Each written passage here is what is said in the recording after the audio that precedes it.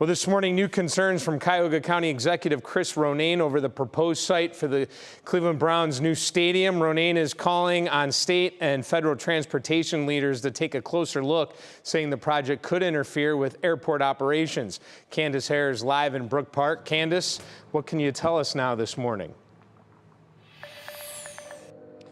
Good morning, Dave. So that location in question, where that new Browns Dome Stadium could be located, sits near Cleveland Hopkins Airport, and that is raising red flags for County Executive Chris Ronayne, who is urging both the Ohio Department of Transportation and the FAA to get involved. Now, Ronayne wrote a letter to ODOT, and in that letter, he asked that the proposed stadium and the mixed-use development be reviewed because he says they could seriously strain traffic flow, especially because the site relies on the same I-71 corridor and feeder roads used by Cleveland Hopkins.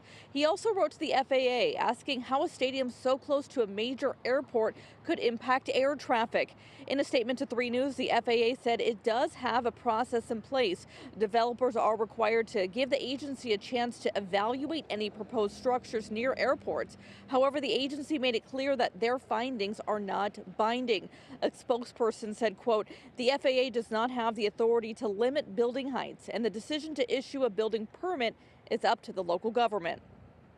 Worried both about our automobile congestion, people trying to get to and from the airport on a game day or any big event day. They talk about economic development. There's nothing more important to economic development than a functional airport.